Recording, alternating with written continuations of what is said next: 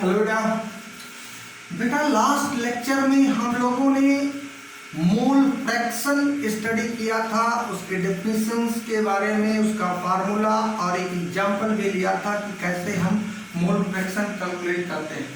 आज हम लोग जो स्टडी करने जा रहे हैं वो भी एक मेथड है सॉल्यूशन के कंसंट्रेशन को एक्सप्रेस करने का।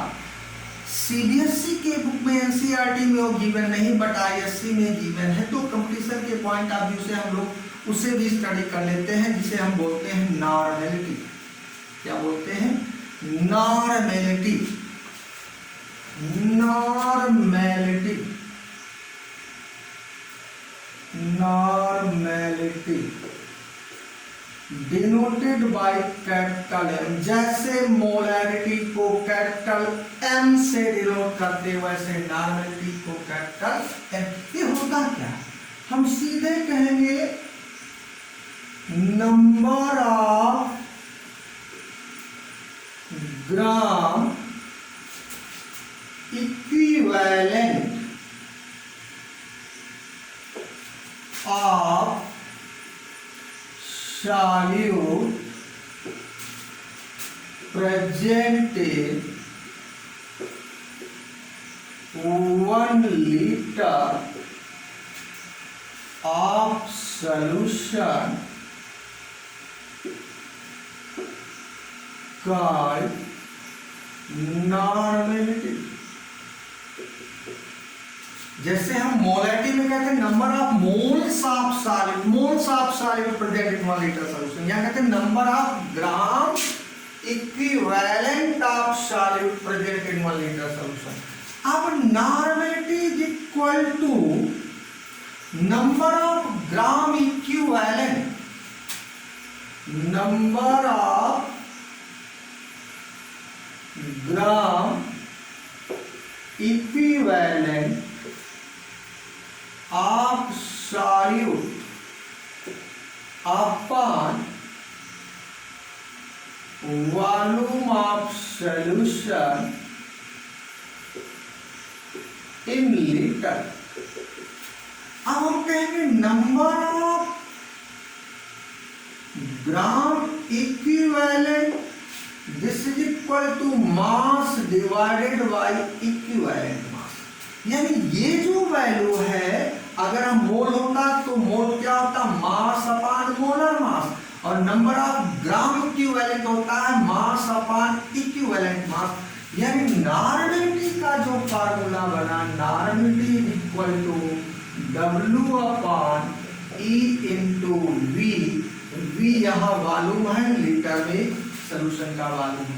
उसी तरीके से इसे आप कह सकते हैं W upon E into V। अगर वॉल्यूम आप ml में यूज करें तो लीटर में कन्वर्ट करोगे, 1000 से क्या करोगे? डिवाइड, उलट के ऊपर आ गया। ये देखिए, ये नॉर्मेलिटी कैलकुलेट करने का रिलेशन आया। अब W क्या है? What is W? Mass of solid, mass of solid. V क्या है? Volume of solution, volume of solution. बहुत आराम से समझिएगा। And E is the equivalent mass, equivalent mass of solute. ये इक्विवेलेंट मास है। यहां पे एक रिलेशन बताते हैं आपको। Normality is equal to molarity into N factor. अभी आगे हम लोग पढ़ेंगे एन फैक्टर क्या है। यानी मोलैरिटी को नॉर्मेलिटी या नॉर्मेलिटी को मोलैरिटी में कन्वर्ट करने का ये रिलेशन यूज करेंगे आप। Normality is equal to molarity into N factor. जब एन फैक्टर की वैल्यू 1 होगी तो उस सॉल्यूशन की मोलैरिटी और नॉर्मेलिटी क्या होगी? सेम होगी। जैसे मोलैरिटी नॉन एडिटिव प्रॉपर्टी है, जिन्हें आप डायरेक्ट ऐड या सब्सट्रैक्ट करके नहीं फाइंड कर सकते, वैसे नॉर्मेलिटी भी नॉन एडिटिव प्रॉपर्टी है। और ये टेम्परेचर डिपेंडेंट है क्योंकि इसके रिलेशन में वैल्यू प्रेजेंट है। मैंने बताया था कि जो मोलैलिटी है, मोलैलिटी, वो टेम्परेचर इंडिपेंडेंट है, मास परसेंटेज टेम्परेचर इंडिपेंडेंट है, बट मोलैलिटी नॉर्मलिटी क्या है।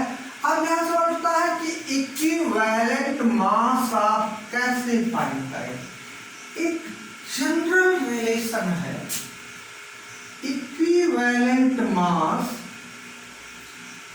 इक्विवेलेंट मास जिसे हम कैपिटल ई से डिनोट करते हैं, this is equal to mass of substance,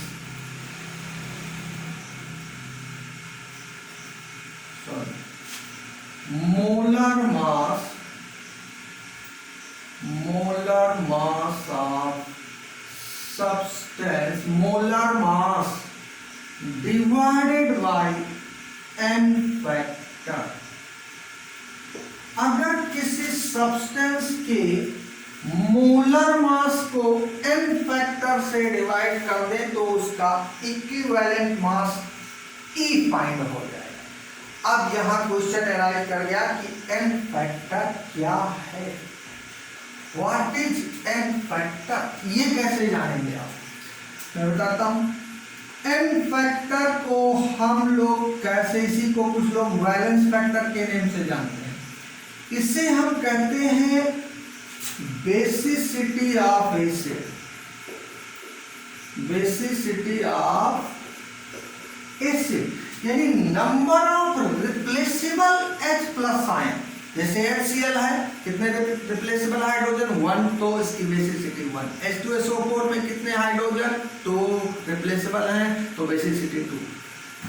ऐसे हम n फैक्टर कहेंगे acidity of base, acidity of base, यानी जितनी OH ग्रुप उसमें हो, यानी हम कहेंगे number of OH group, NaOH, कितने OH है 1, तो उसकी एसिडिटी कितनी हुई 1।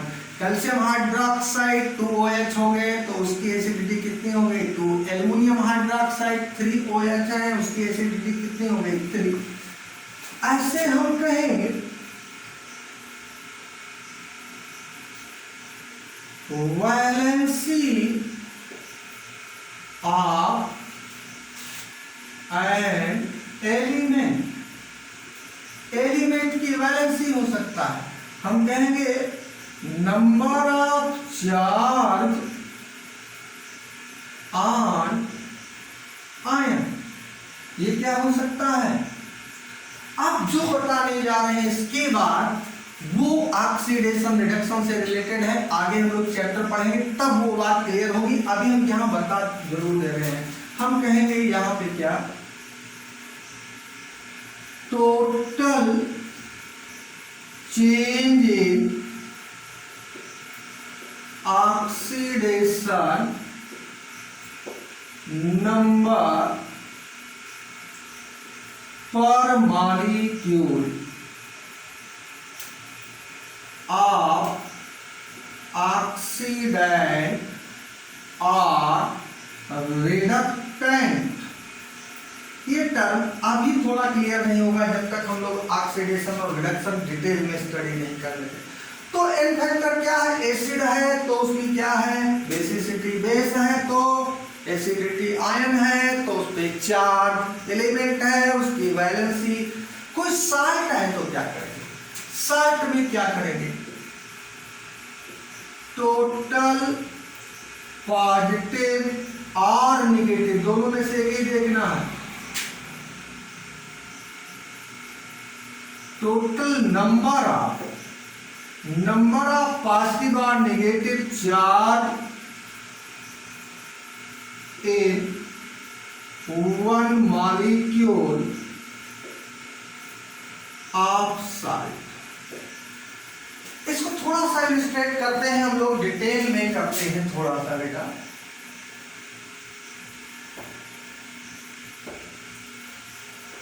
जस्ट मिनट,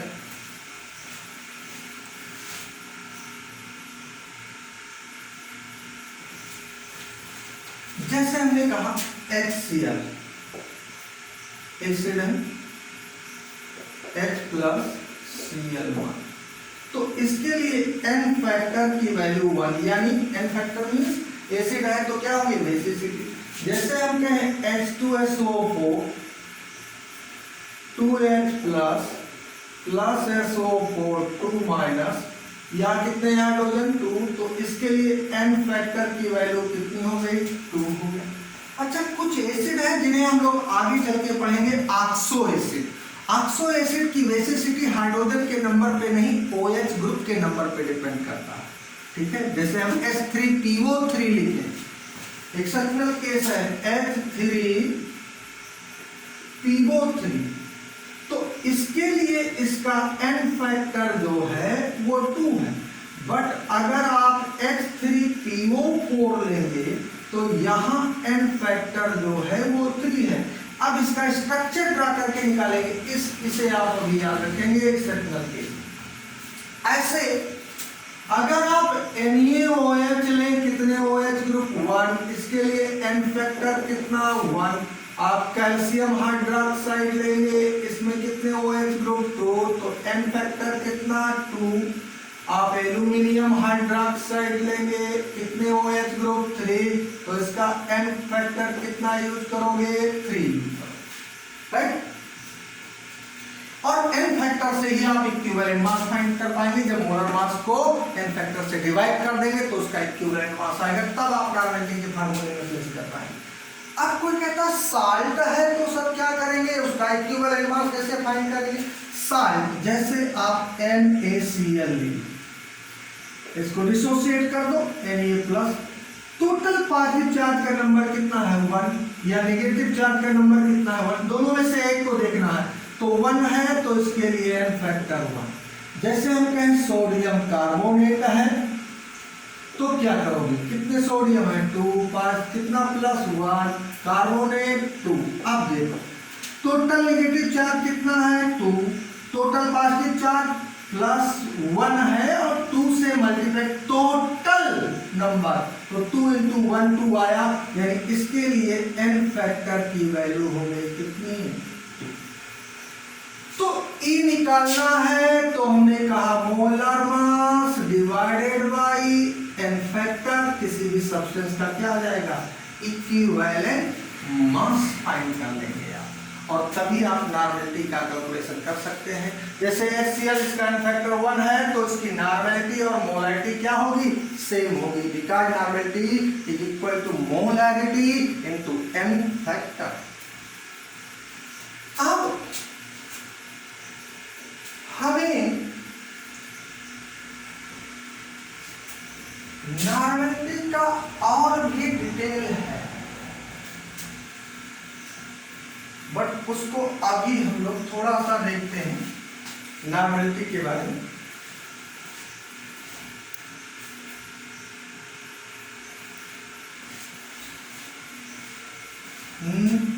जो चीज मोलैरिटी के केस में हम कहेंगे फॉर डाइल्यूशन ऑफ सॉल्यूशन,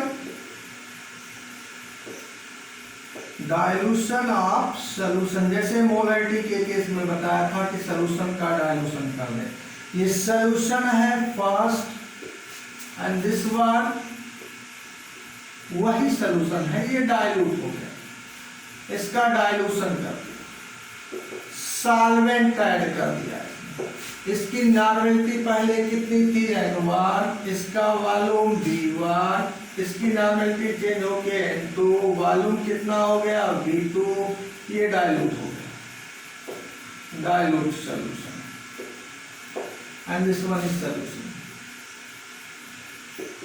तो for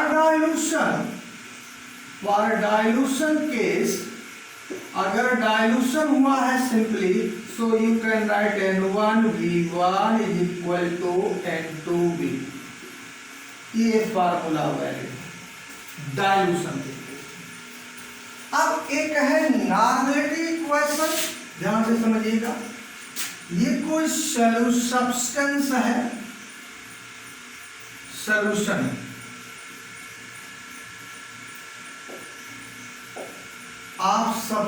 of X and this one is चलो solution of A and this one is solution of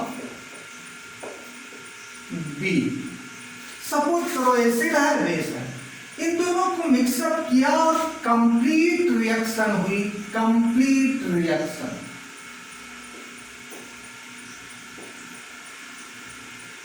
complete neutralisation हुआ।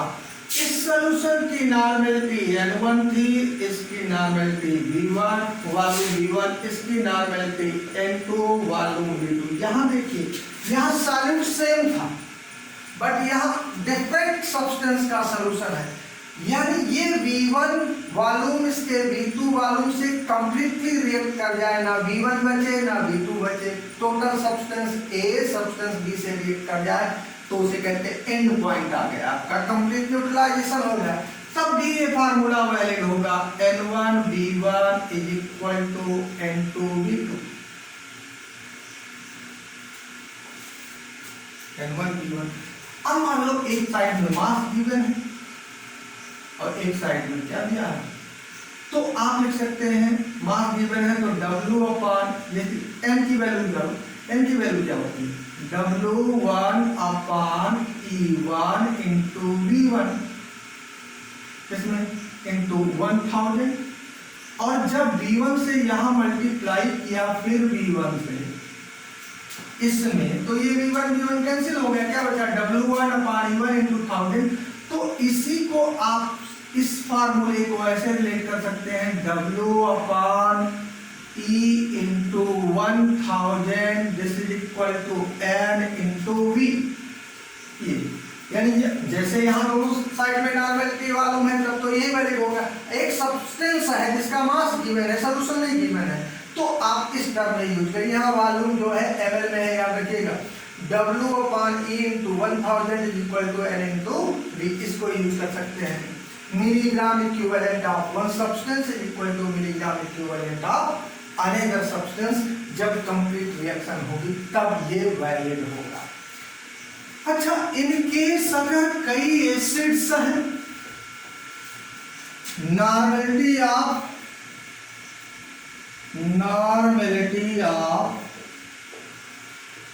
Mixed solution, acid 1 plus acid 2 plus acid 3 gives the mixed solution। अब कहता है कि इस mixed solution की normality बताओ। इसकी नॉर्मेलिटी गिवन है N1, वॉल्यूम गिवन है V1, इसकी नॉर्मेलिटी गिवन है N2, वॉल्यूम गिवन है V2, इसकी नॉर्मेलिटी गिवन है N3, वॉल्यूम गिवन है V3।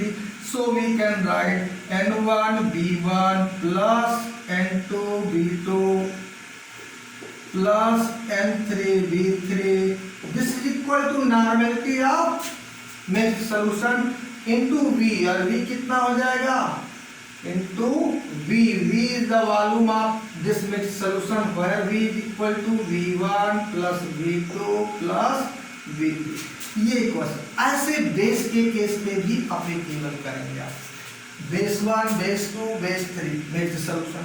लेकिन एक एसिड हो दूसरा बेस हो, जैसे सपोज करो ये एसिड है और ये बेस है,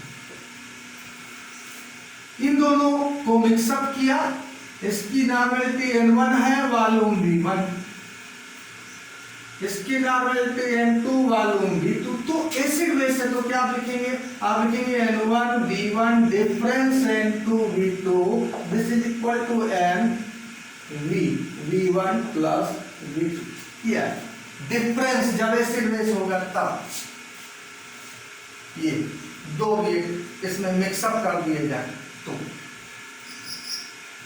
एसिड एसिड मिक्स करें, बेस बेस मिक्स करें, सेम प्रोसीजर। एसिड बेस होगा तो डिफरेंस लेंगे, लेकिन जब एसिड बेस कंप्लीट न्यूट्रलाइज कर जाएंगे तो N1 V1 equal to N2 V2 होगी। ये नॉर्मेलिटी फाइंड करने का। अब नेक्स्ट लेक्चर में हम लोग एम्पिरिकल फार्मूला और मॉलिक्यूलर फार्मूला को डिस्कस करेंगे और ये चैप्टर कंप्लीट करेंगे। बहुत आराम से न्यूमेरिकल सॉल्व हो जाएगा आपका, ठीक है।